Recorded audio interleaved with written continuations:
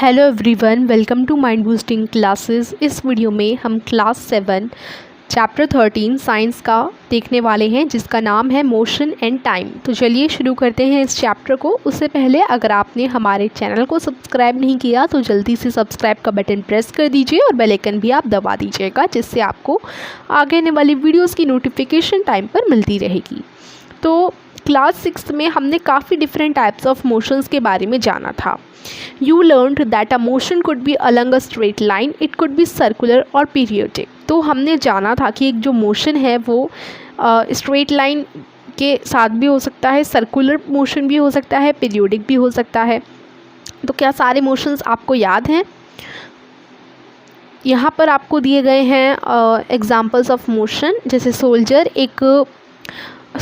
इन अ march past. तो ये किस टाइप का मोशन होगा, सर्कुलर, लाइन या पीरियोडिक मोशन, ये आपको बताना है। तो इस टेबल को आप फिल कर सकते हैं।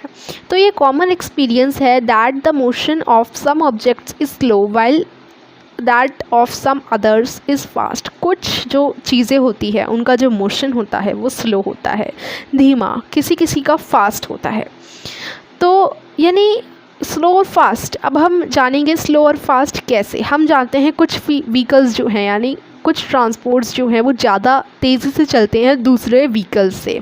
जैसे अगर हम बात करें, अगर हम साइकिल चला रहे हैं और एक जगह हम बाइक चला रहे हैं तो बाइक फास्टर चलेगी, राइट। तो जो बाइक है उसके चलने की स्पीड तेज़ है, यानी उसका मोशन फास्ट है, और साइकिल का उससे स्लो है। तो इवन द सेम व्हीकल में मूव फास्टर और स्लोअर एट डिफरेंट टाइम्स। अगर आप किसी बाइक दो बाइक हैं तो दोनों सेम है ना, और अगर आप किसी बाइक को तेज़ चलाओगे तो वो जो दूसरी वाली बाइक है उससे तेज़ चलेगी, है ना। तो कभी कभी सेम व्हीकल भी फास्टर और स्लोअर हो सकता है एक दूसरे से डिफरेंट टाइम्स में। अब आपको 10 ऑब्जेक्ट्स की लिस्ट बनानी है जो कि एक स्ट्रेट पाथ पे चल रहे हैं, यानी सीधा जो रोड होती है अगर उस पर हम एक व्हीकल चलाएं तो यानी वो स्ट्रेट पाथ पे चल रहे हैं। तो आपको 10 ऑब्जेक्ट्स की लिस्ट बनाएंगे जो कि एक स्ट्रेट पाथ पर चल रहे होते हैं। Group the motion of these objects as slow and fast. और फिर उनके मोशन को आपको बताना है कि वो स्लो होते हैं या फास्ट होते हैं। तो आप कैसे डिसाइड कर पाते हैं कि कौन सा ऑब्जेक्ट स्लो चल रहा है, कौन सा ऑब्जेक्ट फास्ट मूव कर रहा है? तो जो मूव है ना उनका, वही उनका मोशन कहलाता है, फास्ट या स्लो, ठीक है। तो आपको कैसे पता चलता है कि हम कैसे डिसाइड करते हैं कि कौन सा ऑब्जेक्ट मूविंग स्लो, कौन सा ऑब्जेक्ट धीरे धीरे मूव कर रहा है और कौन सा ऑब्जेक्ट जल्दी जल्दी मूव कर रहा है, या हम कैसे डिसाइड करते हैं? अगर व्हीकल्स रोड पर चल रही हैं सेम डायरेक्शन पर तो हम ईजिली बता सकते हैं कौन सा व्हीकल फास्टर चल रहा है और कौन सा स्लोअर चल रहा है। जैसे मान लो ये 2 व्हीकल्स हैं, ये वाला पीछे है, ये वाला आगे है, यानी जो आगे है वो फास्टर चल रहा है और जो पीछे है वो स्लोअर चल रहा है। तो हम इजीली गैस कर सकते हैं। तो अब हम मोशन देखेंगे उन व्हीकल्स का जो रोड पर चलते हैं। फिगर 13.1 हमें देखनी है, जो हमें आगे दे रखी है। ये रही ये रही पिक्चर, और यहाँ आपको देखेंगे व्हीकल्स जो कि एक रोड पे मूव कर रहे हैं, चल रहे हैं। तो यहाँ आप देखेंगे कि पोजीशन दिखा रखी है व्हीकल्स की जो रोड पर चल रहे हैं, सेम डायरेक्शन पे हैं at some instant of time. अब आप फिगर 13.2 को देखें, जो कि यहाँ इससे जस्ट नीचे ये दे रखी है। यहाँ पर आप देखेंगे कि जो व्हीकल्स इधर थे वो अब थोड़े आगे बढ़ चुके हैं थोड़े टाइम बाद, ठीक है। जैसे अगर मैं ऐसे शो करूं आपको तो आप यहाँ पर नोटिस करेंगे, मैं आपको दिखाती हूँ कि ये थोड़ा आगे बढ़ चुके हैं, ठीक है। पहले ये जो कार थी, जैसे ये ग्रीन वाली कार बीच में थी, अब देखो ये सबसे आगे पहुँच चुकी है। तो ये व्हीकल्स कुछ टाइम बाद आगे आ चुके हैं क्योंकि वो मूव कर रहे थे, ठीक है। तो अपने ऑब्जर्वेशन से आपको कुछ क्वेश्चंस के जवाब देने हैं कि कौन सा व्हीकल फास्टेस्ट है इन सब में से। तो देखो जो ग्रीन वाली कार है ना, वो इतना पीछे होने के बावजूद इतना आगे आ चुकी है, जबकि ब्लू वाली कार इधर थी वो अभी तक थोड़ा सा ही आगे आ पाई है ना। तो हम देखेंगे कि ग्रीन वाली कार जो है सबसे फास्टेस्ट हमें यहाँ देखने को मिल रही है। बाकी देखो ब्लू वाली भी लगभग सेम पोजीशन पे है, रेड वाली देखो पीछे की पीछे ही है अभी तक, और वाइट वाली भी यहीं पर है, ट्रक भी इधर है, ये वाली कार और ये वाली कार भी इधर है, ब्लू वाली भी इधर है, लेकिन ग्रीन वाली नहीं, सबसे ज़्यादा आगे बढ़ी है ग्रीन वाली कार, है ना। तो इस तरीके से हम कह सकते हैं कि ग्रीन वाली कार फास्टेस्ट है, राइट। तो which one of them is moving the slowest of all. और सबसे ज़्यादा स्लो आपको क्या लग रहा है इधर? मुझे लग रहा है कि सबसे ज़्यादा स्लो क्या है, ये ट्रक है, क्योंकि ट्रक सेम प्लेस पर आई थिंक खड़ा हुआ है, या आप कह सकते हैं कि अगर हम देखें तो ये रेड वाली जो है ये भी सेम प्लेस पर ही है। तो ये बाकी के जो बचे स्लोएस्ट हम उन्हें कंसीडर करेंगे कि वो स्लोएस्ट हैं, ठीक है। The distance moved by object in a given interval of time can help us to decide which one is faster and which is slower. तो हम गेस कर सकते हैं कि वो जितना आगे बढ़े उस हिसाब से हम बता सकते हैं कि कौन सा फास्ट है और कौन सा स्लोअर है, ठीक है। फॉर एग्जाम्पल, आप जा रहे हैं अपने फ्रेंड से मिलने, बस स्टैंड पर हैं और आप ना बाईसाइकिल जो है चला रहे हैं, मतलब आप बस स्टैंड पर अपने दोस्त से मिलने जा रहे हैं। Imagine that you have gone to see off your friend at the bus stand, और सपोज़ कीजिए आपने अपनी साइकिल पैडल करना शुरू किया, यानी आपने बाईसाइकिल जो है वो चलानी शुरू की, और सेम टाइम पे जो है बस भी चलना शुरू कर दिया, बस ने भी। तो हम डिसाइड इजी कर सकते हैं कि कौन तेज़ चल रहा है ना, किसकी स्पीड सबसे ज़्यादा है। जो सबसे कम समय 100 मीटर की डिस्टेंस कवर करने में करेगा उसकी हाईएस्ट स्पीड है, ठीक है, क्योंकि हाईएस्ट यानी सबसे ज़्यादा स्पीड जिसकी होती है वो बहुत जल्दी जल्दी चलता है। तो फॉर एग्जांपल ये रोड है और इधर से रेस शुरू हुई, तो रेस में भी जो पहले पहुंच जाता है वही तो सबसे ज़्यादा तेज़ स्पीड का माना जाता है। तो जो पहले कवर कर लेगा 100 मीटर की रेस को, वो तेज़ स्पीड मानी जाएगी उसकी। तो अब हम स्पीड की ही बात कर रहे हैं, तो वर्ड स्पीड से तो हम काफ़ी ज़्यादा फैमिलियर हैं। स्पीड का मतलब होता है जो गति है उसके चलने की, है ना।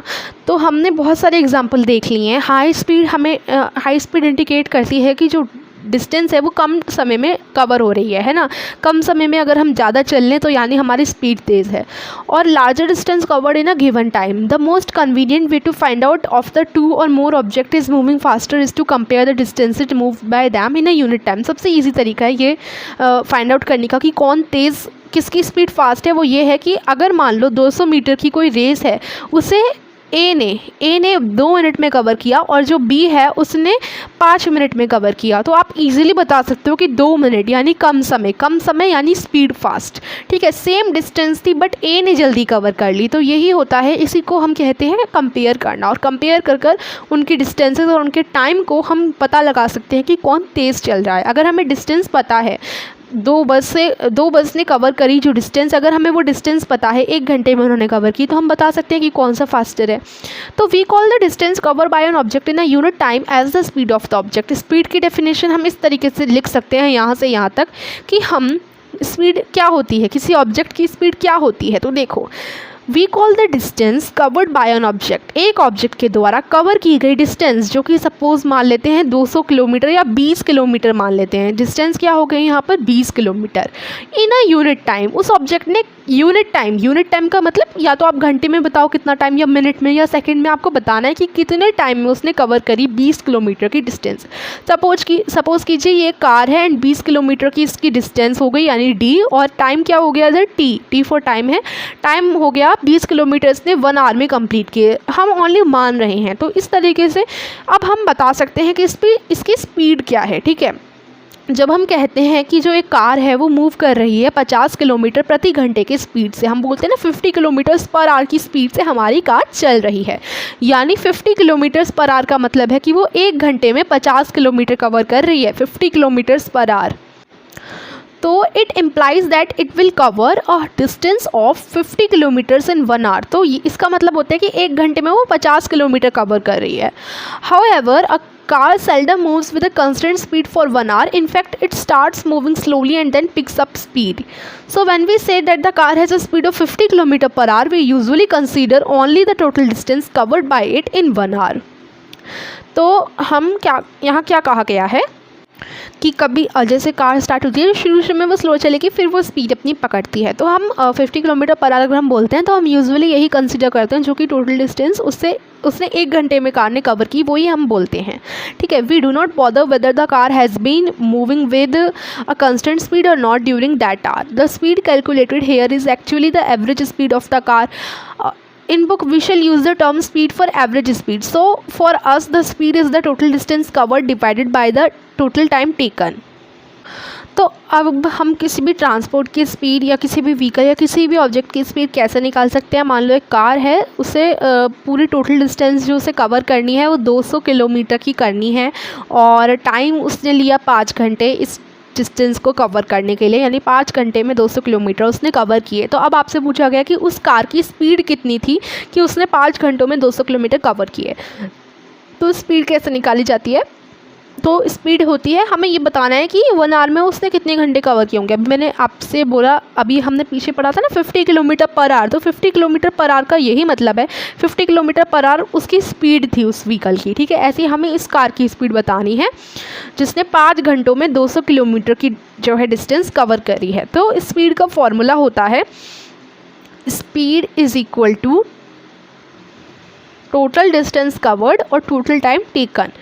टोटल डिस्टेंस कवर्ड, जो हमारी टोटल डिस्टेंस है जो कवर करी है उस कार ने, टोटल डिस्टेंस कवर्ड, और टोटल उसने कितना टाइम लिया उस डिस्टेंस को कवर करने में, टोटल टाइम टेकन, ठीक है। तो जितना उसने टाइम लिया जितनी उसने डिस्टेंस कवर करी, ओके। तो ये हम स्पीड का फॉर्मूला होता है। तो अब यहाँ पर टोटल डिस्टेंस है 200 किलोमीटर की और टोटल जो उसने टाइम लिया उससे कंप्लीट करने में वो है 5 घंटे, ठीक है।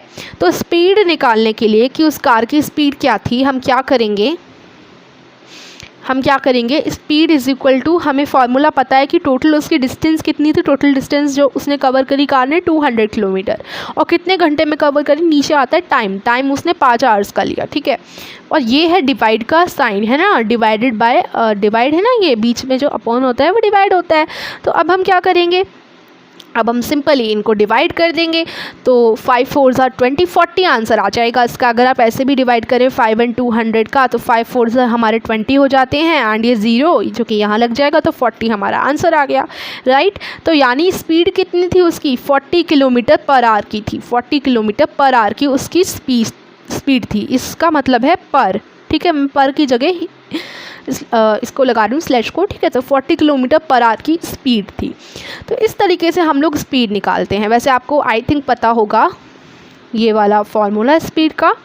तो in everyday life we seldom find object moving with a constant speed over long distance or for long durations of time. If the speed of an object moving along a straight line keeps changing, its motion is said to be non-uniform.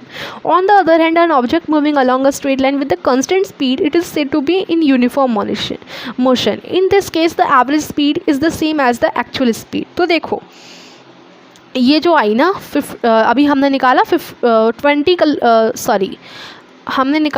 40 kilometre per hour की speed, है ना, car की 40 kilometre per hour की speed थी। तो ये उसकी average speed मानी जाएगी, क्योंकि कार की कभी स्पीड बढ़ती है कभी घटती है, तो ये एवरेज स्पीड है। अभी हमने ओनली एवरेज निकाला है कि एवरेज स्पीड उसकी इतनी होगी, ठीक है। तो अब देखिए हम काफ़ी चीज़ें देखते हैं। तो अगर मान लो कोई चीज़ मूव हो रही है और उसकी जो स्पीड है वो चेंज होती जा रही है, यानी कभी स्टार्टिंग में उसने स्लो चला, फिर वो तेज़ हो गई उसकी स्पीड, फिर स्लो हो गई, फिर तेज़ हो गई, है ना। कभी वो 20 की स्पीड से चल रही है, कभी फिर उसने फास्ट हो गई वो ऑब्जेक्ट, ठीक है।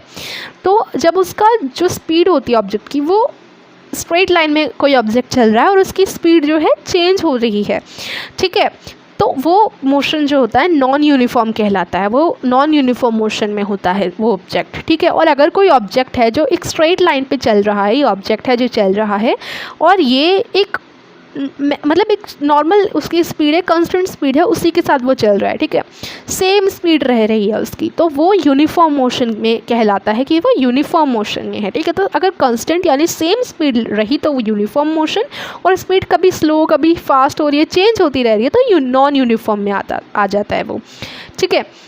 तो अगर नॉन यूनिफॉर्म में है तो उसकी जो हम स्पीड निकालते हैं इस फॉर्मूले से, तो एवरेज स्पीड हमें पता चलती है। अगर यूनिफॉर्म मोशन में यानी वो सेम स्पीड के साथ ही पूरी डिस्टेंस कवर कर रहा है, तो जो एवरेज स्पीड निकलेगी वो एक्चुअल स्पीड के बराबर ही होगी, ठीक है। We can determine the speed of a given object once we can measure the time taken by it to cover a certain distance. हम किसी भी given object की स्पीड को तभी डिटरमाइन कर सकते हैं जब हम मेज़र करेंगे टाइम जो कि उस ऑब्जेक्ट के द्वारा लिया गया है किसी भी डिस्टेंस को कवर करने के लिए। तो क्लास 6 में हमने जाना हम कैसे डिस्टेंसेस को क्या कर सकते हैं, मेज़र कर सकते हैं। अभी हम how do we measure time अभी हम पढ़ने वाले हैं। हम टाइम को कैसे मेज़र करेंगे, तो मेज़रमेंट ऑफ टाइम ये हमारा नेक्स्ट टॉपिक शुरू होता है। तो अब इधर देखिए, अगर आपके पास कोई घड़ी नहीं है तो कैसे आप डिसाइड करोगे कि कितने बज रहे हैं। क्या आपने कभी सोचा है कि हमारे जो एल्डर्स हैं वो हमें how our elders could tell the approximate time of the day by just looking at shadows. Shadows को देखकर ही कैसे पता चल जाता है कि कौन सा टाइम चल रहा है दिन का। हम how do we measure time interval of a month a year, हम टाइम इंटरवल किसी महीने का किसी ईयर का कैसे मेजर कर पाते हैं। हमारे जो एंसेस्टर्स हैं, पूर्वज हैं, उन्होंने नोटिस किया है कि काफ़ी इवेंट्स नेचर में रिपीट होते रहते हैं कुछ इंटरवल्स ऑफ टाइम में, ठीक है। तो फॉर एग्ज़ाम्पल भी दिया गया है, for example they found that the sun rises every day in the morning. अब जैसे ही सूरज उगता है हम समझ जाते हैं सुबह हो गई, यानी जो दिन है उसका मॉर्निंग वाला पार्ट चल रहा है कि अभी अभी मॉर्निंग हुई है इसलिए सूरज उग रहा है। तो शुरू शुरू में तो ये लोगों ने फाइंड आउट ही किया होगा ना, हमारे पूर्वजों ने जाना होगा कि जब जब ये उगता है, जब जब ये सूरज उगता है तब तब सुबह मानी जाती है, सुबह होता है, सुबह होती है ना। और जब जब अंधेरा होने लग जाता है, जब हल्का सा अंधेरा होगा तो यानी शाम हो गया, जब पूरा अंधेरा हो जाएगा तारे दिखने लग जाएंगे तो यानी रात हो गई। तो ऐसे हम समझते हैं, ठीक है। और time between one sunrise and the next one, और जो एक सनराइज़ और दूसरे सनराइज़ के बीच का समय होता है उसे पूरा दिन कहते हैं, है ना, पूरा एक दिन 24 घंटे का। सिमिलरली जो एक महीना है was measured from one new moon to the next. एक जो महीना है वो मेज़र किया जाता है वन न्यू मून से, जब तक कि नेक्स्ट न्यू मून ना आ जाए तो उसके बीच का जो टाइम होता है वो एक मंथ कंसिडर किया जाता है। एक ईयर अर्थ को पूरा एक रिवॉल्यूशन सन का जब वो सन का पूरा एक चक्कर लगा देता है अर्थ, तो यानी पूरा एक साल हो गया, ठीक है। कभी कभी हम मेज़र करते हैं intervals of time which are much shorter than a day. Often we need to measure intervals of time which are much shorter than a day. Clocks और watches are perhaps the most common time measuring devices. तो बात करें time measuring की, यानी हर समय जैसे दिन है तो दिन तो है, लेकिन दिन में भी कितने बजे हैं हमें ये जानना है, तो उसके लिए हम क्लॉक का इस्तेमाल करते हैं, घड़ियों का इस्तेमाल करते हैं। फिर देखते हैं कि 2 बजे आए, 1 बजे आए, ऐसे हम देखते हैं। तो क्लॉक, वॉचेस से सबसे ज़्यादा most common time measuring devices हैं। तो अगर कोई पूछे कि time measuring devices most common क्या होती हैं, तो क्लॉक और वॉचेस ही हो जाती हैं वो। तो कभी आपने वंडर किया है ये how clocks and watches measure time, clocks और वॉचेस कैसे टाइम को मेजर करती हैं। तो क्लॉक की working is rather complex but all of them make use of some periodic motion. ये ना पीरियोडिक मोशन का यूज़ करती हैं, ठीक है। One of the most well non periodic motions is that of a simple pendulum. जो एक simple pendulum होता है ना, वो वेल नॉन मतलब one of the most well non periodic motion, जो सबसे वेल नॉन पीरियोडिक मोशन जिसमें होता है वो सिंपल पेंडुलम में होता है। तो पीरियोडिक मोशन का एक एग्जांपल हो गया सिंपल पेंडुलम। पहले पीरियोडिक मोशन क्या होता है, जो अपने आप को रिपीट करता रहे at some intervals of time. यानी जैसे हम वॉल क्लॉक का एग्जांपल लें तो घड़ी ऐसे घूमती रहती है ना। पहले जैसे एक बार वो 12 पर आई, छोटी सुई 12 पर आई, तो दोबारा से वो 12 पर आएगी, यानी वो जो मोशन है, जो उसकी मूवमेंट है वो कंटिन्यूस होती रहती है। ऐसे अगर हम पेंडुलम का एग्जांपल लें तो पेंडुलम इस तरीके से चलता रहता है कि कभी वो इधर आएगा, इस तरीके से ऐसे मूव होता रहता है। तो ऐसी मोशन जो बार बार होती रहे उसको हम पेंडुलम कहते हैं। जैसे आपको पता है कि सन है, सन के आसपास धरती घूमती है, तो वो घूमती रहती है ना, तो वो होता रहता है मोशन कुछ समय बाद, है ना। तो इसकी एक तरीके से डेफिनेशन बोल सकते हैं, when a motion repeats itself after a equal interval of time is called periodic motion, ठीक है। अब कॉमन क्लॉक आपने देखी होंगी, जो डिजिटल क्लॉक्स होती हैं, वॉल क्लॉक, टेबल क्लॉक सबके पास होंगी, रिस्ट वॉच भी होती हैं जो हाथ में पहनने वाली घड़ी होती हैं। देखिए ये हमारा एक सिंपल पेंडुलम है, ये अपनी ऐसे मूवमेंट करता रहता है, ठीक है। तो ये भी एक एग्जाम्पल है, ये सबसे ज़्यादा कॉमन और मेन एग्जाम्पल होता है ज़्यादातर अगर हम पीरियोडिक मोशन की बात करें तो उसमें, ठीक है। तो ये हमने पीरियोडिक मोशन देखा। अभी हम टाइम, ये जो आपको दिए गए होते हैं डार्क कलर में ये जो वर्ड्स होते हैं, इनकी डेफिनेशन जानना काफ़ी इंपॉर्टेंट होता है कि वो होते क्या हैं। तो देखिए अगर यहाँ से हम पढ़ते हैं, देखिए यहाँ आपको एक एक्टिविटी दे रखी है। सबसे पहले हम सिंपल पेंडुलम के बारे में पढ़ते हैं। सिंपल पेंडुलम में एक स्मॉल मेटेलिक बॉल होती है या एक पत्थर लगा दिया जाता है एक थ्रेड से, ठीक है। जो मेटेलिक बॉल होती है is called the Bob of the pendulum. Pendulum की बॉब ये होती है, ठीक है। या तो ये पत्थर होगा या फिर एक मेटेलिक का बॉल होगा, ठीक है। तो ये बॉब कहलाता है पेंडुलम का, ठीक है। और ये जो पूरा आप देख रहे हो ना, ये जो धागा है इससे बंधा हुआ ये, तो ये पूरा का पूरा पेंडुलम है, ठीक है। इसे हम पेंडुलम कहते हैं। एंड फिगर 13.4 में आप एक पेंडुलम देखेंगे at rest in its mean position. When the bob of the pendulum is released after taking it slightly to one side, begins to move and fro. The to and fro motion of a simple pendulum is an example of a periodic or an oscillatory motion. तो देखो simple सी बात है, अभी आप देखोगे first picture में कि ये रेस्ट पोजीशन पे है, यानी अभी ये हिल नहीं रहा, और जैसे ही आपने इस पत्थर को या जो मेटेलिक बॉल है, जो बॉब है ना पेंडुलम का, इसको आपने हल्का सा धक्का दिया तो ऐसे ऐसे ऐसे ऐसे हिलने लग जाएगा, ठीक है। तो जब उसकी मूवमेंट शुरू हो जाएगी, जब वो मूव एंड फ्रो यानी आगे जाएगा पीछे जाएगा, इस तरीके से उसकी मूवमेंट शुरू हो जाएगी ना, तो इस वाले ये एग्जांपल है, ये जो मोशन वो कर रहा है वो पीरियोडिक मोशन, या पीरियोडिक मोशन को ही हम कहते हैं ऑस्किलेटरी मोशन, ठीक है। तो दोनों सेम है, तो इस टाइप के मोशन को हम पीरियोडिक या फिर ऑस्किलेटरी मोशन कहते हैं। The pendulum is said to have complete one oscillation when its bob starting from its mean position O moves to A to B and back to O. The pendulum also completes one oscillation when its bob move from one extreme position A to other extreme position B and come back to A. तो जैसे O से शुरू किया, सबसे पहले वो A पर गया, फिर B पर, और फिर वापस O पे आ गया, यानी इसने एक ऑस्किलेशन कंप्लीट कर दिया इस पेंडुलम में ने, ठीक है। तो बोला जाता है कि ये पूरा एक ऑस्किलेशन कंप्लीट हो गया। और जब उसका जो बॉब होता है वो एक position from one extreme position A to the other extreme position B, जैसे मान लो उसने A से शुरू किया घूमना बॉब ने, और वो B पर गया, फिर B से वापस से A पर आ गया, तो इसका मतलब भी हम कह सकते हैं कि एक ऑस्किलेशन कंप्लीट हो गया, ठीक है। ऑस्किलेटरी मोशन है ये, और एक ऑस्किलेशन कंप्लीट हो गया पेंडुलम का, ठीक है। जो टाइम है पेंडुलम जो टाइम ले रहा है ना कंप्लीट करने में वन ऑस्किलेशन को, यानी यहाँ जाकर यहाँ वापस आने में जो टाइम ले रहा है वो पेंडुलम, वो टाइम पीरियड कहलाता है, कि वो टाइम पीरियड कितना ले रहा है, ठीक है।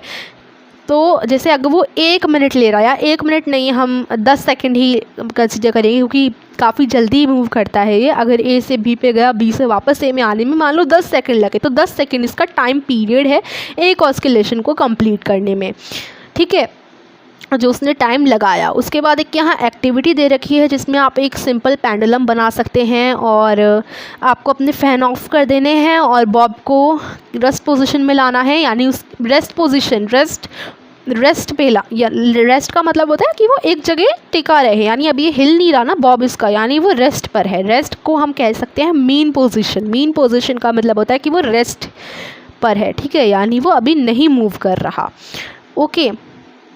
और mark the mean position of the bob on the floor below it और on the wall behind it. To measure the time period of the pendulum we will need a stopwatch. जैसे उसने शुरू किया इधर से इधर जाना, तो आप एक स्टॉप वॉच लगा सकते हैं और देख सकते हैं कि कितना टाइम उसने कवर किया, ठीक है, एक ऑस्किलेशन को कंप्लीट करने में, ठीक है।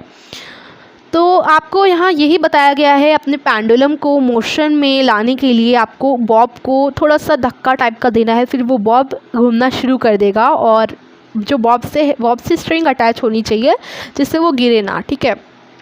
Remember that bob is not to be pushed when it is released. Note the time on the clock when the bob is at its mean position. Instead of the mean position, you may note the time when the bob is at one of its extreme position.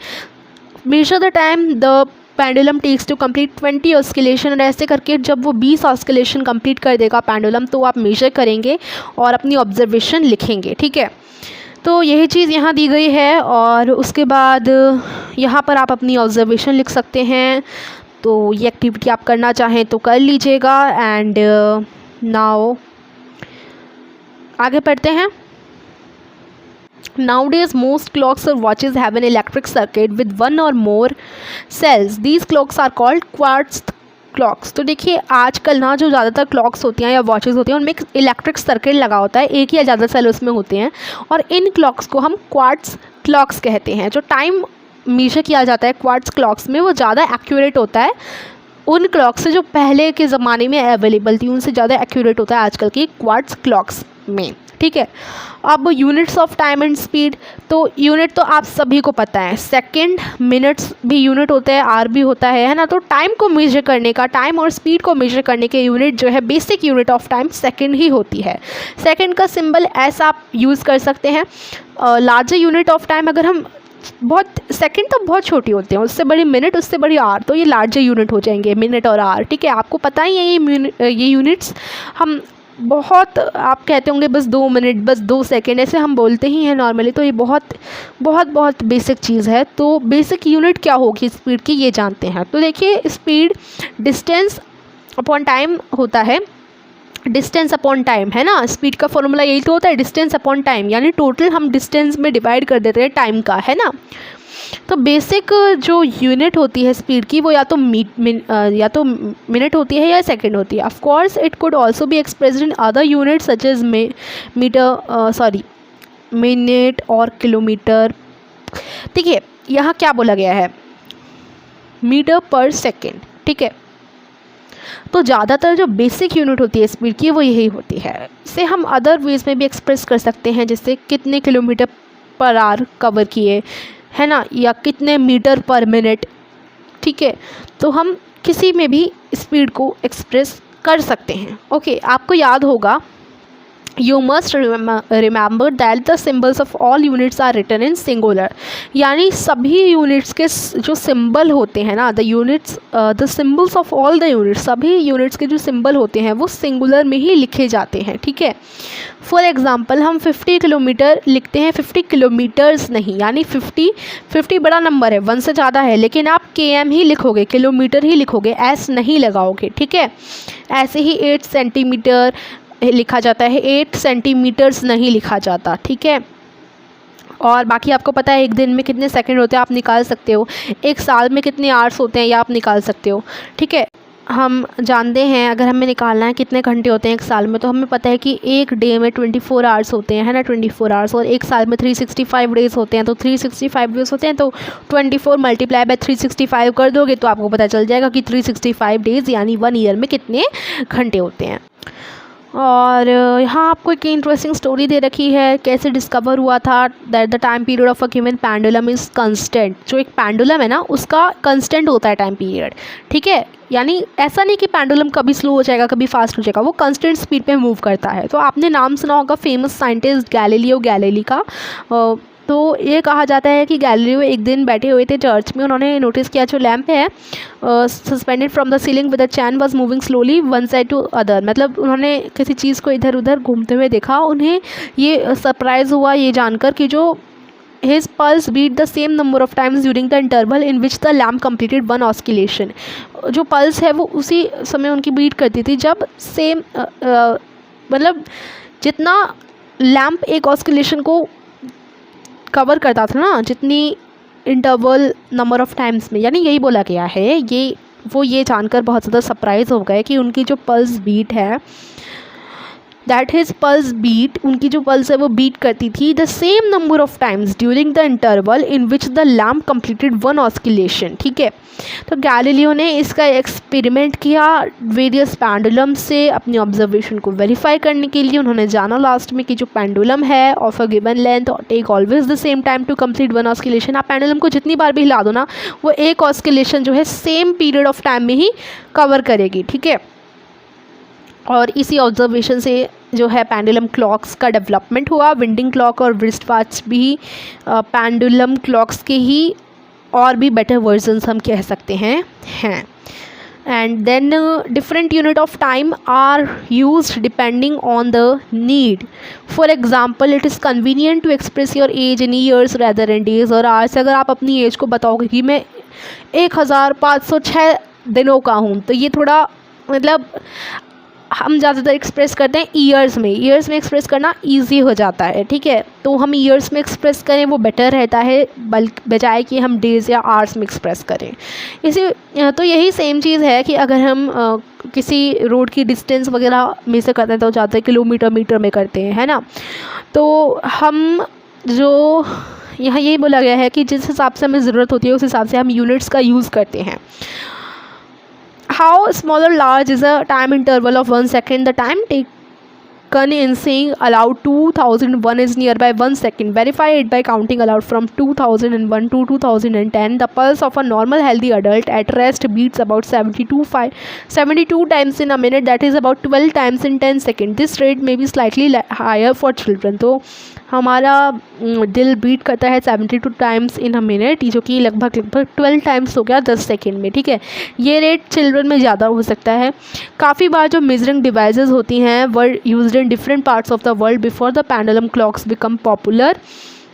जो measuring devices थी वो अलग अलग world में अलग अलग different part में use की जाती थी पेंडुलम क्लॉक के इन्वेंशन से पहले, जब पेंडुलम क्लॉक पॉपुलर बनी थी उससे पहले। Sundials, water clocks and sand clocks are some example of such devices. तो पुराने ज़माने की चीज़ें थी, सन डायल्स हो गए, वाटर क्लॉक्स, सैंड क्लॉक्स, ये पेंडुलम से पहले भी यूज़ की जाती थी।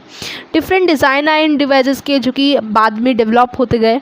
फिर मेजरिंग स्पीड के बारे में बात करते हैं तो having learn how to measure speed and distance you can calculate the speed of an object. हमें अगर पता चल गया कि हम टाइम और डिस्टेंस को कैसे मेजर कर सकते हैं, हम स्पीड को भी मेजर कर पाएंगे किसी भी ऑब्जेक्ट की। तो अभी हमने जान ही लिया है ना, कि how to measure time already हम जान चुके हैं, और अब हम जानने वाले हैं कि हम स्पीड को कैसे कैलकुलेट कर सकते हैं किसी ऑब्जेक्ट की, मतलब स्पीड को कैसे मेजर करें। मेजरिंग स्पीड बेसिकली टॉपिक है। तो चलिए हम एक स्पीड फाइंड आउट करते हैं बॉल की, जो कि ग्राउंड पर चल रही है। तो यहाँ पर एक एक्टिविटी दे रखी है जिसे आप परफॉर्म कर सकते हैं, और यहाँ पर ना आपको बेसिकली क्या करना है, चलिए पढ़ लेते हैं। आपको एक स्ट्रेट लाइन खींचनी है ग्राउंड पे चॉक पाउडर से या किसी भी चीज़ से। फिर अपने दोस्त को बोलो कि 1 से 2 मीटर दूर खड़े हो जाए उस लाइन से। उसके बाद आपके फ्रेंड को बोलो कि वो एक बॉल को फेंके, ठीक है, in a direction perpendicular to the line से परपेंडिकुलर डायरेक्शन में। अब आप टाइम को नोट करेंगे at the moment the ball crosses the line. जैसे ही बॉल ने उस लाइन को क्रॉस किया तो उस मोमेंट के टाइम को आपको नोट डाउन करना है, और जब वो बॉल जाकर रुक गई रेस्ट पोजीशन यानी अपनी मेन पोजीशन पे आ गई, उसे भी आप लोग नोट डाउन करेंगे उस टाइम को, ठीक है। तो कितना टाइम बॉल को लगा अपनी मेन पोजीशन पे आने पर, यानी रेस्ट लेने पर कितना टाइम लगा बॉल को, ठीक है।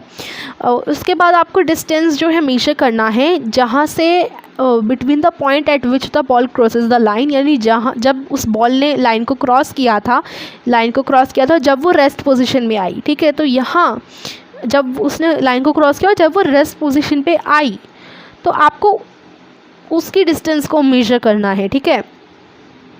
You can use a scale और अ मेजरिंग टेप। आप यूज़ कर सकते हैं स्केल या मेजरिंग टेप को। Let different groups repeat the activity. अलग अलग लोग एक्टिविटी को रिपीट करेंगे, ठीक है, और अपनी मेजरमेंट्स को टेबल 13.3 में फिल करेंगे। ईच केस पे आप कैलकुलेट कर सकते हो बॉल की स्पीड कैसी गई, ठीक है। तो अब आप कंपेयर कर सकते हो अपनी स्पीड ऑफ वॉकिंग और cycling with that of your friends, यानी आप कितना तेज़ चलते हो, या अगर आप साइकिलिंग की रेस लगाते हो तो आप अपनी और अपने दोस्त की स्पीड को भी मेजर कर सकते हो, कंपेयर कर सकते हो। अब आपको you need to know the distance of the school from your home और फ्रॉम सम अदर पॉइंट। अगर आपको अपने स्कूल की डिस्टेंस जाननी है अपने घर से या कहीं और से, तो each one of you can then measure the time taken to cover that distance and calculate your speed. अगर आप साइकिल से, यहाँ आपका घर है और यहाँ आपका स्कूल है, तो आपने और आपके दोस्त ने कितना समय लिया अपने स्कूल तक पहुँचने में एक जगह से, यानी मान लो यहाँ से आपने अपनी शुरू की साइकिलिंग और यहाँ तक आपको जाना है, तो आपके दोस्त ने कितना समय लिया, आपने कितना स्पीड थी आपकी और आपने कितना समय लिया, ये आप जो है डिस्टेंस को कवर करोगे, ठीक है। जितना आपने टाइम लिया उस डिस्टेंस को कवर करने में, और फिर आप अपनी स्पीड को कैलकुलेट करेंगे। ये आपके लिए इंटरेस्टिंग हो जाएगा ये जानने, मतलब ये इंटरेस्टिंग चीज़ हो जाएगी ये जानने के लिए कि कौन फास्टेस्ट है आप दोनों में से। Speeds of some living organisms are given in table 13.4 in kilometre और hour. You can calculate the speed in metre और सेकेंड योर सेल्फ। आपको 13.4 एक टेबल है, यहाँ पर आपको स्पीड दे रखी है लिविंग ऑर्गेनिजम्स की। आप ना ये किलोमीटर और आर में दे रखी है, आपको यहाँ पर ना मीटर और सेकंड में खुद निकालनी है, ठीक है।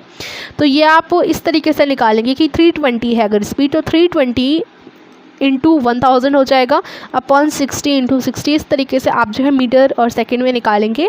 ये तो बहुत ईजी है, आप इस टेबल को खुद से कंप्लीट कर सकते हैं। और फिर यहाँ पर कुछ पुराने ज़माने की टाइम मेजरिंग डिवाइसेस दे रखी हैं, जैसे सनडायल, जंतर मंतर में आपको देखने को मिल जाएगा। ये सैंड क्लॉक होती है और ये वाटर क्लॉक होती है। Rockets launching satellites into Earth's orbit often attain speeds up to 8 km per second. On the other hand, a tortoise can move only with a speed of about 8 cm per second. Can you calculate how fast is the rocket compared with the tortoise? तो अब आपको compare करना है कि जैसे मान लीजिए यहाँ पर बताया गया है कि कभी कभी रॉकेट्स या सैटेलाइट जब लॉन्च की जाती है ना अर्थ ऑर्बिट पर, तो वो ज़्यादातर कभी कभी क्या होता है उनकी स्पीड इतनी बढ़ जाती है कि वो 8 किलोमीटर पर सेकंड में ही कवर कर लेती हैं। दूसरी तरफ देखें टॉर्टोइस की बात करें तो टॉर्टोइस तो सिर्फ 8 सेंटीमीटर पर सेकंड जो है कवर कर पाता है। तो आपको कैलकुलेट करना है कि कौन फास्ट है, हाउ फास्ट, मतलब फास्ट तो ऑफकोर्स रॉकेट या सैटेलाइट ही हम बोलेंगे टॉर्टोइस है, लेकिन कितनी फास्ट है, ठीक है।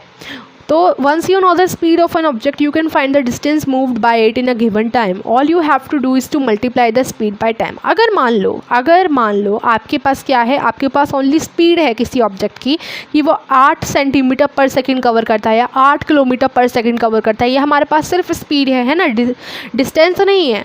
तो आप डिस्टेंस निकाल सकते हो, मतलब I mean you can find the distance moved by it in a given time. अगर आपके पास टाइम भी दे रखा है और आपके पास स्पीड भी है और आपको डिस्टेंस निकालनी है, तो डिस्टेंस आप कैसे निकालेंगे? डिस्टेंस का फॉर्मूला होता है स्पीड मल्टीप्लाई बाय टाइम, ठीक है।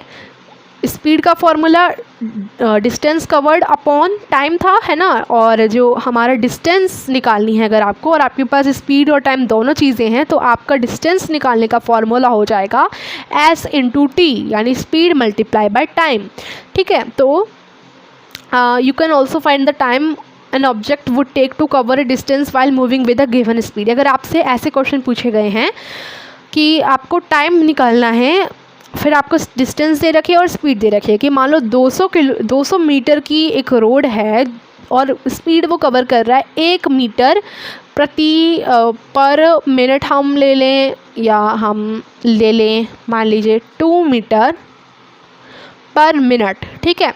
तो हमें दिया गया है कि वो पर मिनट 2 मीटर की स्पीड है उसकी और 200 मीटर का रोड है, तो वो कितने टाइम में उसे कवर कर लेगा? तो टाइम अब आपसे पूछा गया है, तो अब आपको स्पीड पता है, डिस्टेंस पता है, अब आपको टाइम निकालना है, ठीक है। तो उसका फॉर्मूला क्या हो जाएगा? उसका फॉर्मूला भी बड़ा सिंपल हो जाएगा, time is equal to speed into distance, I mean एक मिनट, हाँ sorry, time is equal to, मैंने बोला टाइम इज़ इक्वल टू क्या हो जाएगा formula? Speed divided by distance. तो इस तरीके से आप टाइम निकाल लेंगे, ठीक है। स्पीड है, डिस्टेंस है, तो हम इजीली टाइम निकाल सकते हैं। और मान लो अगर ऐसा क्वेश्चन पूछा जाता है कि अगर मान लेते हैं 2 घंटे में वो एक टनल है, उसे कोई ट्रेन या कोई भी व्हीकल 2 आवर्स में उस टनल को पार करता है with the speed of 1 kilometre per hour, या सॉरी 1 किलोमीटर नहीं, यहाँ लिख देते हैं 100 या 10 किलोमीटर पर आवर, कुछ भी हम लिख सकते हैं। तो अगर वो टनल है जिसे 2 घंटे में कवर करता है कोई और स्पीड है 100 किलोमीटर पर आवर, तो वो जो टनल की डिस्टेंस है वो कितनी होगी? तो यहाँ डिस्टेंस पूछा गया है, हमारे पास स्पीड है, हमारे पास टाइम है, हमें क्या करना है? All you need to do is आपको फॉर्मूला अप्लाई करना है डिस्टेंस को निकालने का, स्पीड मल्टीप्लाई बाय टाइम। तो आप मल्टीप्लाई कर दोगे और आपको डिस्टेंस पता चल जाएगी, ठीक है। उसके बाद आपने एक मीटर देखा होगा जो स्कूटर या मोटरसाइकिल में फ़िट होता है ना, और मीटर हमें कार के डैशबोर्ड में, बसेस या कुछ अदर व्हीकल्स के डैशबोर्ड में भी हमें दिखने को मिल जाता है मीटर। तो वो जो शोज़ द 13.7 कहाँ है? देखिए ये इस तरीके की, देखो स्कूटी वगैरह, कार वगैरह के यहाँ पर आपको मीटर देखने को मिल जाते हैं ना, इस तरीके के कार का डैशबोर्ड दे रखा है यहाँ पर, तो ये मीटर होता है। अगर आप गौर से देखो तो, कभी गौर से देखना उसको, तो उसे हम कहते हैं स्पीडोमीटर। उसमें ना मीटर्स, किलोमीटर पर आवर ये सब लिखा होता है कॉर्नर पे, आप देखेंगे तो स्पीडोमीटर कहते हैं उसको। It records the speed directly in kilometre per hour, और ये किलोमीटर पर आवर में ही, देखो यहाँ किलोमीटर पर आवर में ही डायरेक्टली स्पीड को रिकॉर्ड करता है। एक और मीटर होता है जो मेजर करता है डिस्टेंस मूव्ड बाय व्हीकल, यानी कितनी डिस्टेंस व्हीकल कवर कर रहा है, ये जो मेजर करता है उस डिवाइस को हम ओडोमीटर कहते हैं। The device that measures the distance moved by the vehicle, उस मीटर को हम ओडोमीटर कहते हैं, ठीक है। तो हम स्कूल पिकनिक पे जा रहे हैं। Paheli decided to note the reading on the odometer of the bus. Paheli और भुजो जा रहे हैं स्कूल पिकनिक पर। पहेली ने सोचा कि ओडोमीटर पे जो लिखा है ना उसे वो रीड करे। तो after every 30 minute till the end of the journey later on she recorded her readings. फिर उसने अपनी जो भी उसने देखा वो सब उसने 13.5 टेबल में नोट डाउन कर लिया। तो इन द टेबल 13.5, तो 13.5 तो आपको पहले दिख जाएगा, ये 13.4 था, 13.5 ये रहा, देखिए ये रहा 13.5 टेबल ये रही। तो 8 बज रहे हैं, ओडोमीटर की रीडिंग है ये 36,540, ठीक है। और distance from the starting point, और स्टार्टिंग पॉइंट से डिस्टेंस है 0 किलोमीटर, ठीक है। तो अब जैसे उन्होंने स्टार्ट किया तो 20 किलोमीटर की जर्नी कवर की, तो जितनी रीडिंग थी उसमें 20 और जुड़ गया, तो 36,560 हो गया। उसके बाद जब 40 किलोमीटर कवर हुआ डिस्टेंस तो 36,580 हो गया, यानी 40 और जुड़ गया, है ना। I mean 20 और जुड़ गया, क्योंकि 20 किलोमीटर था, फिर 20 किलोमीटर यानी 40 हो गया, तो यहाँ 20 और जुड़ गया। उसके बाद 40 के बाद 60 किलोमीटर जब डिस्टेंस कवर हुई तो यहाँ 20 और जुड़ गया 20 किलोमीटर। जब 80 किलोमीटर की डिस्टेंस कवर हुई तो यहाँ 20 और जुड़ गया, यानी जो स्टार्टिंग में जो ओडोमीटर की रीडिंग थी उसमें टोटल 80 किलोमीटर इन लोगों ने डिस्टेंस कवर की। तो स्टार्टिंग में ओडोमीटर की जो रीडिंग थी उसमें 80 किलोमीटर और जुड़ गया, क्योंकि 80 किलोमीटर और कवर कर लिए उस बस ने या जो भी व्हीकल था उसने, ठीक है। Can you tell how far was the picnic spot from the school, can you calculate the speed of the bus. तो आप बता सकते हो कितना दूर था वो पिकनिक स्पॉट स्कूल से, और आप क्या कैलकुलेट कर सकते हो स्पीड बस की। Looking at the table Boojho asked Paheli whether she can tell how far they would have travel till 9:45 AM। क्या वो भूजो ने टेबल को देखकर पहेली से पूछा कि वो क्या वो बता सकते हैं कितनी दूर उन्होंने ट्रैवल किया 9:45 AM तक। पहेली को कोई भी आंसर नहीं था पहले के पास इस क्वेश्चन का। They went to their teacher, वो टीचर के पास जाते हैं, वो उन्हें बताती हैं कि इस प्रॉब्लम को सॉल्व करने का एक तरीका है डिस्टेंस टाइम ग्राफ, ये हम बना सकते हैं। चलिए देख लेते हैं कैसे बनाते हैं इस ग्राफ को। तो ये देखो इस तरीके से कुछ ग्राफ बनता है। A bar graph showing runs scored by a team in each over, यानी एक टीम ने हर ओवर में जितने रन्स स्कोर किए वो ये दिखाता है। रन्स यहाँ लिखे हुए हैं, ठीक है, यहाँ ओवर्स हैं, और इस तरीके से ये दिखा रहा है पहले ओवर में 1 रन, दूसरे ओवर में देखो 5 पर है ना, तो 5 हम बोल सकते हैं, है ना। तो इस तरीके से बार ग्राफ शो कर रहा है। तो you might have seen that newspaper, magazine etc. present information in various form of graphs to make it interesting। अगर हम ग्राफ के थ्रू किसी चीज़ को शो करते हैं तो वो इंटरेस्टिंग सा लगता है, ठीक है। और यहाँ पर एक ग्राफ दिया गया है, इसको हम बार ग्राफ कहते हैं। दूसरे टाइप का ग्राफिकल रिप्रेजेंटेशन होता है एक पाई चार्ट। पाई चार्ट आपने देखा होगा, गोल होता है और कुछ इस तरीके से रिप्रेजेंट करते हैं उसमें, है ना, तो ये पाई चार्ट कहलाता है। दूसरा एग्जांपल है लाइन ग्राफ। लाइन ग्राफ इस तरीके से होता है ना। The distance time graph is a line graph. जो डिस्टेंस टाइम ग्राफ होता है वो एक लाइन ग्राफ ही होता है, ठीक है। लाइन ग्राफ इस तरीके से भी आपने देखे होंगे ग्राफ्स होते हैं हमारे, है ना। तो अब हम देखेंगे the distance time graph. Let us learn to make such a graph. अभी हम एक ग्राफ को बनाना सीखेंगे। तो ये भी देखिए एक लाइन ग्राफ है, लाइन ग्राफ, ठीक है। और एक ग्राफ पेपर आते हैं, एक बुक आती है ग्राफ पेपर की, इस तरीके से देखो यहाँ पर दिया गया है, इस तरीके से उसमें ग्राफ्स लगे होते हैं। तो इस पर हम बनाना सीखेंगे डिस्टेंस टाइम ग्राफ, ठीक है। आपको एक ग्राफ पेपर का शीट लेना है, उसमें आपको 2 परपेंडिकुलर लाइन करनी है इस तरीके से, ठीक है। फिगर 13.11 में आप देखेंगे 13.11 यहाँ आप देखने को मिलेगा कि कैसे आपको ड्रॉ करनी है। इस तरीके से आपको कुछ करना है। उसके बाद आप क्या करेंगे, mark the horizontal line as XOX। जो हॉरिजॉन्टल लाइन आपने ड्रॉ करी उसे आप XOX नाम देंगे। सबसे पहले तो हम पूरे पेपर पर जो ड्रॉ करेंगे, जैसे ये पेपर है हमारा ग्राफ पर, उस पर आप इस तरीके से लाइन ड्रॉ कर दोगे परपेंडिकुलर टू ईच अदर। फिर एक लाइन पे आप XOX लिखोगे और जो वर्टिकल लाइन है उस पर आप YOY लिखोगे, YOY, ठीक है, हमने लिख लिया। उसके बाद फिर it is called the Y axis. जो YOY है उसे हम वाई एक्सिस का नाम देंगे, और XOX और YOY जहाँ कट रहे हैं उसे हम कहेंगे O, ऑरिजिन O। ये जो बीच में जहाँ कट रहे हैं ना ये O हो जाएगा, ऑरिजिन O, ठीक है। अब हम आगे पढ़ेंगे क्या लिखा है। The two quantities between which the graph is drawn are show along these two axis. We show the positive values on X axis along O X. Similarly positive values on Y axis are shown along O Y. तो यहाँ भी हम show करेंगे। और बाकी क्या बोला गया है, अलॉन्ग ओ एक्स।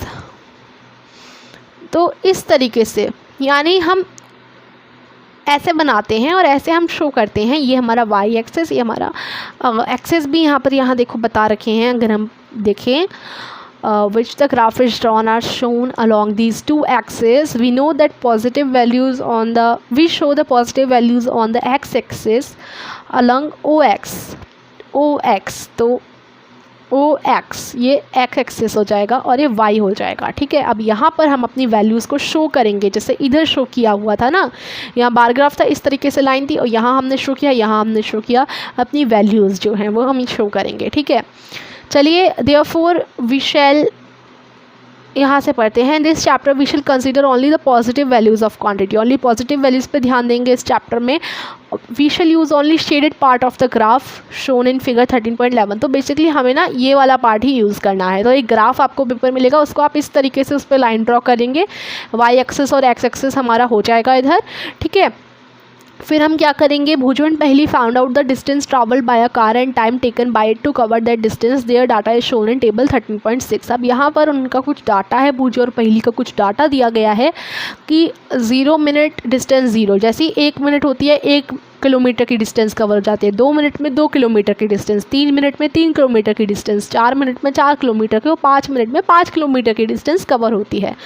तो अब इस डायग्राम को देखकर, ये जो आपका टेबल है, इसको देखकर आपको चार्ट बनाना है। तो ये क्वेश्चन आ सकता है कि आपको एक टेबल दे रखा हो, उसको देखकर आपको चार्ट बनाना हो अपना, तो आप कैसे बनाओगे। तो सबसे पहले परपेंडिकुलर लाइन आप ड्रॉ करोगे, अपने एक्सेस को रिप्रेजेंट करोगे। Decide the quantity to be shown along the x axis and that to be shown along the y axis. तो in this case we show the time along the x axis and the distance along the y axis. तो हम क्या करेंगे, जो time है ना वो हम एक्स एक्सिस में शो करेंगे और वाई एक्सिस में हम डिस्टेंस शो करेंगे। तो जैसे इस तरीके से हमारा लाइन हमने खींची, देखो ये ऐसे हो गया, ठीक है। हमने पहले तो पूरी परपेंडिकुलर लाइन खींची थी, फिर हम ओनली ये वाला पोर्शन यूज़ करते हैं ग्राफ का, है ना। तो इस पोर्शन में ऐसे हमारी लाइन खींची हुई है, ये हमारा एक्स एक्सिस होता है, ये हमारा वाई एक्सिस होता है। तो एक्स एक्सिस में हमने टाइम लिखा है, यहाँ टाइम लिखेंगे हम लोग, और इस वाले पार्ट में हम लोग डिस्टेंस लिखने वाले हैं, ठीक है। तो हमारे पास टेबल तो है ही, अब हम स्केल चूज़ करेंगे to represent a distance and another to represent the time on the graph. For the motion of the car scales could be time is 1 minute is equal to 1 centimetre, distance 1 kilometre is equal to 1 centimetre. तो हमें ना अब ना 1 centimetre के gap पर इसे खींच देना है, जैसे 1 2 3 4 5। तो यहाँ पर हम मानेंगे कि जो 1 मिनट को हम 1 सेंटीमीटर के बराबर मानेंगे और 1 किलोमीटर को भी 1 सेंटीमीटर के बराबर मानेंगे, ठीक है। तो 1 सेंटीमीटर के गैप पर आपको खींचनी है सारी चीज़ें, ठीक है। Mark values for the time and the distance on the respective axes according to the scale you have chosen.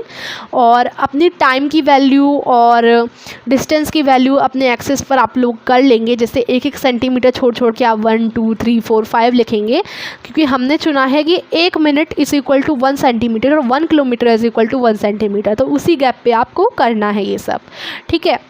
On the x-axis from the origin O, similarly mark the distance 1 kilometer 2 kilometer on the y-axis। तो हम सब कुछ करेंगे 1 2 3, मतलब यहाँ पर हम इस तरीके से नंबरिंग करेंगे 1 2 3 4 5, इधर हम 1 2 3 4 5 टाइम के लिए, यानी यहाँ पर तो 1 kilometre 2 kilometre 3 kilometre 4 kilometre 5 kilometre, यहाँ 1 मिनट 2 मिनट 3 मिनट 4 मिनट, इस तरीके से हम शो करें, एक तरफ टाइम एक तरफ डिस्टेंस किलोमीटर में, ठीक है।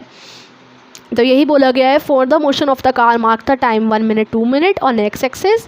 तो ये तो मैंने आपको बता दिया। अब आपको मार्क करने हैं points on the graph paper two represent each set of values for distance and time. Observation recorded at S number 1 in table 13.6 shows that at time 0 minute the distance moved is also 0. The point corresponding to this set of values on the graph will therefore be the origin itself. अब यहाँ ये बोला गया था कि यहाँ एक हमें दिया गया है 13.6 वाला टेबल, इधर हमने ये देखा कि 0 जब मिनट हुई तो 0 ही किलोमीटर की डिस्टेंस कवर हुई थी, 1 मिनट पे 1 किलोमीटर की, 2 मिनट पे 2 किलोमीटर की, ये सब हमने देखा। तो 0 मिनट पे 0 किलोमीटर ये डाटा भी दिया गया है, तो इसको भी हम यहाँ बनाएंगे। यहाँ जहाँ हम 0 बना रहे हैं ना, ये जो हमारी लाइन है इस तरीके से, तो इधर एकदम इस तरफ 90 डिग्री का ये है ना, तो इधर एकदम इस पर हम लोग 0 को रखेंगे, ठीक है, 0, और ये 0 ही हमारा ऑरिजिन ओ हो जाएगा, ठीक है। फिर क्या बोला गया है यहाँ पर, हम पढ़ते हैं ऊपर की तरफ, और तो the point corresponding to this set of values on the graph will therefore be the origin itself. After 1 minute the car has moved a distance of 1 kilometer. To set this set of values, look for the point that represents 1 minute on the x-axis. Draw a line parallel to the y-axis at this point. Then draw a line parallel to the x-axis from the point corresponding to distance 1 kilometer on the y-axis. तो अब यहाँ हमें करना क्या है, पहले तो हमें पता है कि 1 मिनट में 1 किलोमीटर की डिस्टेंस कवर हो रही है, तो हम यहाँ से एक लाइन खींचेंगे। 1 मिनट है ना, ये 1 मिनट है ना, तो 1 मिनट से 1 किलोमीटर तक एक लाइन खींचेंगे, यहाँ 1 किलोमीटर तक लाइन खींच दी, और फिर इधर से भी एक लाइन खींचेंगे और ऐसे इनको जॉइंट कर देंगे, ठीक है। तो इससे पता चल रहा है 1 मिनट में 1 किलोमीटर की डिस्टेंस कवर हो रही है। फिर हम यहाँ ब्रैकेट में लिख सकते हैं 1 मिनट 1 किलोमीटर, ठीक है। ऐसे ही हम 2 मिनट में 2 किलोमीटर की डिस्टेंस कवर कर रहे हैं, तो 2 मिनट से हम लाइन खींचेंगे 2 किलोमीटर तक। देखो यहाँ तक हमने ऐसे लाइन खींच दी ना, अब 2 किलोमीटर से लाइन खींचेंगे, इसे इस तरीके से मिला देंगे, ठीक है। और ये 2 मिनट 2 किलोमीटर को शो कर रहा है कि 2 मिनट में वो कवर कर रहा है 2 किलोमीटर, ठीक है। तो इसी तरीके से 3 के लिए खींचोगे, फिर 4 के लिए, फिर 5 के लिए, तो इससे शो होगा कि 1 मिनट में 1 किलोमीटर, 2 मिनट में 2 kilometre, okay. The point where these two lines intersect represent this set of values on the graph. और जहाँ पर ऐसी लाइन मिल रही है ना, ये इनकी वैल्यू को शो कर रहा है। ऐसे देखो ये लाइन मिल रही है ना, तो ये इनकी वैल्यू को शो करता है कि 1 मिनट में 1 kilometre, okay. Similarly, the mark on the graph paper, the points corresponding to different set of values, ऐसे आप बना दोगे, ठीक है। और फिर है figure 13.12 shows the set of points on the graph corresponding to positions of the car at various times. Join all the points on the graph as shown in figure 13.13. It is a straight line. This is the distance time graph for the motion of the car. अब ये आपकी motion of the car के लिए हमने बना दिया distance time graph, इसी को हम बोलते हैं डिस्टेंस टाइम ग्राफ। तो ये बड़ा इजी है बनाना, बार ग्राफ आते हैं उनमें आप इसको बनाइएगा। और अभी तो हमने ये लिया था 1 मिनट 1 किलोमीटर। अगर ये टेबल में कोई चेंज आता है, ये टेबल आपको दी जाती है, टेबल के को देखकर आपको बनाना पड़ता है ये, ठीक है। अगर यहाँ पर होता, यहाँ मिनट मानी हमने 1 मिनट में 1 किलोमीटर, अगर यहाँ मीटर होता, किलोमीटर नहीं होता मीटर होता, और यहाँ सेकंड होता, तो भी आप सेम ही बनाते, बस इधर लिख देते यहाँ टाइम सेकंड में है और यहाँ मीटर में है। और इधर भी आप मिनट और किलोमीटर की जगह क्या लिखते, यहाँ आप लिखते मिनट और किलोमीटर की जगह सेकंड और मीटर, ठीक है। तो सब सेम रहता। अगर यहाँ ये बोला जाता कि 1 मिनट में 2 किलोमीटर की डिस्टेंस कवर की, तो इस तरीके से बनता 1 मिनट में 2 किलोमीटर की, ठीक है। तो उस हिसाब से, जिस हिसाब से टेबल दे रखी है ना, आप लोग चेंज कर देंगे। If the distance time graph is a straight line, it indicates that the object is moving with a constant speed. However if the speed of the object keep changing, the graph can be of any other shape. अभी तो constant speed थी, है ना, लेकिन अगर change होती रहती है स्पीड, तो जो ग्राफ है वो किसी अदर शेप का भी बन सकता है, इस तरीके से किसी अदर शेप का भी बन सकता है, ठीक है। Distance time graph of the बस, यहाँ पर आपको एक बस का डिस्टेंस टाइम ग्राफ भी दिया गया है, इसे आप देख सकते हैं।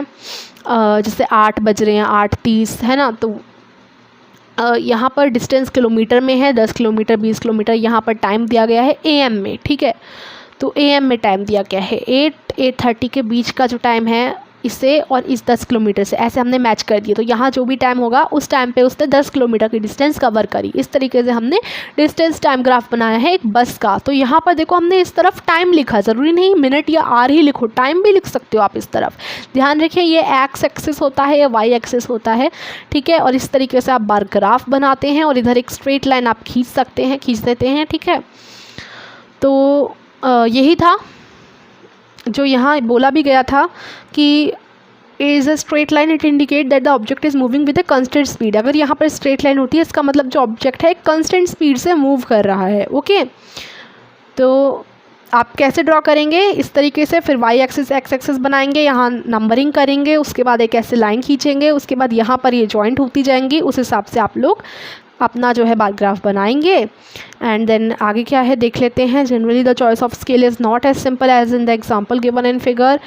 We may have to choose 2 different scale to represent the desired quantities on the x axis and y axis. तो ये मैंने एक और एग्जाम्पल आपको दिखाया ना, तो इससे आप समझ गए होंगे, ठीक है। तो अलग अलग तरीके से हमारा बन सकता है बार ग्राफ, जिस तरीके से आपको टेबल दिया गया है उस तरीके से ही आपको बनाना है। तो अब यहाँ ये भी लिखा हुआ है कि एक जो टोटल अब हम यहाँ बोलते हैं अगेन हम कंसिडर करेंगे मोशन ऑफ द बस, जो पहली और उनके फ्रेंड्स बस पिकनिक पे गए थे, तो उसी बस का हम मोशन देखेंगे। जो डिस्टेंस कवर किया था बस ने वो 80 किलोमीटर का था टोटल डिस्टेंस, ठीक है। अगर हम डिसाइड करेंगे, स्केल चूज़ करना होता है सबसे पहले तो, कि 1 किलोमीटर में 1 किलोमीटर को हम 1 सेंटीमीटर मान रहे हैं, हमें ऐसे चूज़ करना पड़ता है कि 80 किलोमीटर की टोटल डिस्टेंस है, तो अगर हम 1 किलोमीटर को 1 सेंटीमीटर मानते हैं तो हमें पूरा 1 किलोमीटर 2 किलोमीटर करके 80 किलोमीटर तक बनाना पड़ेगा, है ना। तो यानी 80 सेंटीमीटर तक की लेंथ भी रखनी पड़ेगी, क्योंकि 1 किलोमीटर यानी 1 सेंटीमीटर, ठीक है। तो हमें इतना लंबा तो पॉसिबल नहीं है ग्राफ पर, है ना। तो हम क्या करते हैं 10 किलोमीटर मान लेते हैं 1 सेंटीमीटर, ठीक है। तो 10 किलोमीटर 20 किलोमीटर 30 40 50 60 70 80 तक ही, यानी 80 तक ही हमें करने पड़ेंगे, ठीक है। तो हमें उस हिसाब से अपना स्केल चूज़ करना पड़ता है जिससे वो ईजिली आ जाए हमारे ग्राफ में, ठीक है। हमने 10 किलोमीटर 1 सेंटीमीटर माना, तो इसका जो है एक 8 सेंटीमीटर तक ही हमें लेंथ चाहिए होगी, ठीक है। तो ये इजी रहेगा हमारे लिए। तो ये कुछ पॉइंट्स हैं जो हमें मन में रखने पड़ते हैं जब भी हम चूज़ करते हैं, स्केल चूज़ हमें ध्यान से करना पड़ता है, ठीक है। तो distance time graphs provide a variety of information about the motion when compared to the data represented by a table। अगर हम टेबल देखें और ग्राफ देखें तो ग्राफ से हमें ज़्यादा इन्फॉर्मेशन हम कलेक्ट कर पाते हैं मोशन की, एक ऑब्जेक्ट का जो मोशन है उसकी, ठीक है। For example 13.5 gives information about the distance move by the bus only at some definite time intervals. On the other hand from the distance time graph we can find the distance move by the bus at any instant of time. देखो अब table जो थी हमारे पीछे उसमें हमें यही पता चल रहा था कि वो कितना कवर करती है, हमें जैसे 1 मिनट में 1, 2 मिनट में 2 किलोमीटर, ओनली कुछ हमें टाइम का पता चल रहा था कि इस टाइम पे वो इतना करती है, जबकि बार ग्राफ में 1 से 2 मिनट के बीच भी हम कैलकुलेट कर सकते हैं, हमें पता चल सकता है, हर टाइम का हमें पता चल सकता है, ठीक है। तो यही चीज़ बोली गई है कि हम पता कर सकते हैं डिस्टेंस टाइम ग्राफ से किसी भी we can find the distance move by the bus at any instant of time, किसी भी टाइम कितनी डिस्टेंस मूव की बस ने, या हम कुछ भी जान सकते हैं डिस्टेंस टाइम ग्राफ से, ठीक है। अगर हमें सपोज जानना है कि कितना डिस्टेंस बस ने ट्रैवल किया 8:15 AM पर, suppose we want to know how much distance the bus had travel 8:15 AM, 8:15 AM पर कितना डिस्टेंस वो ट्रैवल कर चुकी थी, तो हम 8:15 AM पर भी एक पॉइंट मार्क कर सकते हैं एक्स एक्सिस पर, ठीक है। और हम मान लीजिए वो पॉइंट ए है, ठीक है, मान लीजिए वो पॉइंट ए है। देखो 8 से 8:30 के बीच में 8:15 होता है ना, तो हमने वहाँ पर एक पॉइंट मान लिया ए, ठीक है। सपोज कीजिए वो पॉइंट ए है। Next we draw perpendicular to the x axis at point A, and then we mark the point T on the graph at which this perpendicular line intersects it. Next we draw a line through the point T parallel to the x-axis. This intersect the y-axis at the point B. The distance corresponding to the point B on the y-axis OB give us the distance in kilometer covered by the bus in 8:15 AM। जैसे हम इस तरीके से करेंगे ना, तो ये O हो गया, ये B हो गया, तो जो OB है ये हमें बताएगा कि कितनी डिस्टेंस ट्रैवल करी 8:15 AM पर बस ने, ठीक है। तो ये डिस्टेंस किलोमीटर में कितनी है ये हम जान सकते हैं, ओके। और अब हमारे काफ़ी क्वेश्चंस क्लियर हो गए इस चैप्टर से। सो आई होप ये चैप्टर क्लियर रहा होगा आपके लिए। काफ़ी कुछ इसमें वैसे था नहीं, बेसिक चीज़ जो थी बार ग्राफ हमने पढ़ा, ऑस्किलेटरी मोशन पढ़ा, पेंडुलम के बारे में जाना, time period, uniform motion, non uniform motion, speed को मेजर करना, है ना, और टाइम को मेजर करना जाना, यूनिट ऑफ टाइम जाने, स्पीड का फार्मूला, टाइम का फार्मूला, डिस्टेंस का फार्मूला, ये सब हमने पढ़ा। देखिए ये वाली चीज़ भी आप ज़रूर पढ़ लीजिएगा, ये भी इंपॉर्टेंट है। इसमें हम जानेंगे कि हमने चैप्टर में क्या क्या पढ़ा, जो मैं आपको ऑलरेडी बता चुकी हूँ कि हमने क्या क्या चीज़ें पढ़ी हैं चैप्टर में। सो आई होप आपको क्लियर रही होंगी जो बेसिक चीज़ें हैं वो हम अच्छी तरीके से जान चुके हैं, पूरा चैप्टर हम समझ चुके हैं। आशा करती हूँ आपको वीडियो पसंद आई हो, तो वीडियो को लाइक कीजिए, चैनल को सब्सक्राइब कीजिए। Thank you for watching.